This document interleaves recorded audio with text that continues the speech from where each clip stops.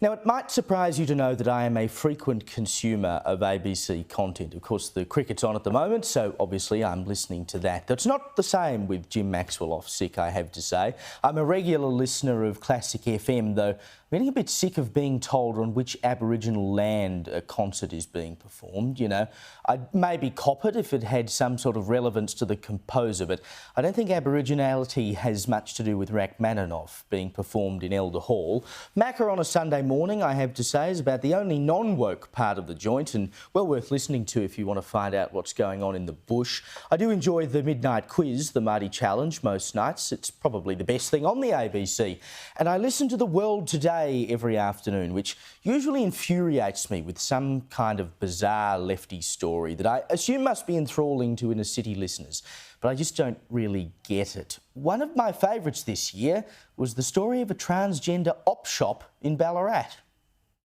An inclusive op shop has opened in regional Victoria, providing a safe space for gender diverse people to swap, try on and purchase clothes. And to me it's because it's my passion, but I really think it has helped so many people in the Ballarat area and around. Like, people will come in and travel to get to us. Yeah, I think it's great. I think the country needs it. For Ballarat resident Charlotte Johnson, she says when she first transitioned, her style was constantly changing, so having an affordable place to buy clothes is really helpful. I mean, I thought that's what you could do in most op shops. Is it any wonder that the ABC's ratings have been going backwards at a rate of knots this year when they're putting out stuff like that? In April, they had their worst Sydney ratings ever. This month in Perth, they had their worst ratings ever. Adelaide's ratings are down. Everywhere's ratings are down, basically. Radio National Breakfast lost 10% of its audience this year. But the Albanese government is now giving them an extra $83 million, presumably so they can send a reporter hunting for another regional transgender op shop. They'll get $83.1 million over 2 years from 2026, and then an extra $43 million a year ongoing after that. I mean, talk about failing upwards. How can they be deserving of more money when they're doing worse and worse with the money they already have? The fact that people are tuning out of the ABC in droves has nothing to do with how much money it has to spend. It's to do with the fact they're producing content that no one wants to listen to. So you give them more money, and what do you reckon they'll do?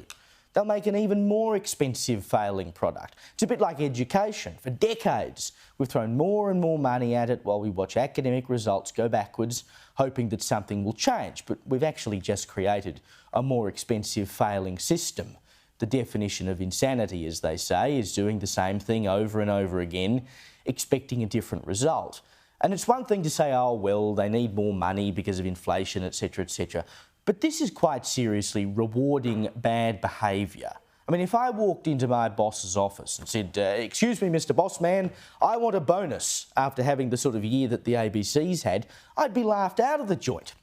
So let's call this the ABC's greatest hits for 2024. I'll start in April with now departed Media Watch host Paul Barry having a go at our own Laura Jays for her coverage of the Bondi stabbing.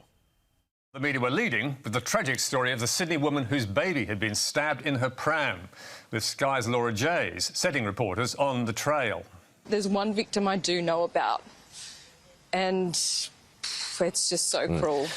She was an incredible athlete. She was so smart, so beautiful, and she was just so excited to be a new mother. And all of that was ripped away in seconds here this afternoon. Ashley Good had died in hospital. Doctors were fighting for the baby's life, and the media were soon mining her Instagram page and flashing up photos of her and her daughter with personal details galore. She was, in fact, talking about her friend. Barry later had to apologise. And while we're talking about the Bondi stabbing, Barry actually woke up a few weeks later and realised that it wasn't our coverage that was a problem, it was the ABC's. That problem being they had barely any coverage at all. By now, Nine had at least 2 reporters on the scene. So, where was ABC TV? There was nothing on its main channel, and the news channel, whose sole job is to cover breaking news and is well aware that something terrible is unfolding, has inexplicably abandoned its live aerial shot of multiple ambulances and announced... I'm Dan Borsch. Stay with us. Planet America's Fireside Chat is up next. which the ABC then stuck with for 23 minutes until 4:38, when it finally ditched John and Chaz to go live to the shopping centre. The only problem is it still didn't have any reporters on the scene. What it did have was a 10-minute phone interview with an ABC radio producer who had been shopping at Westfield, away from the action, and was shut in a storeroom as the attacks began. For a media company with more than $1 billion of taxpayer funding, that effort was, in Barry's words, pathetic.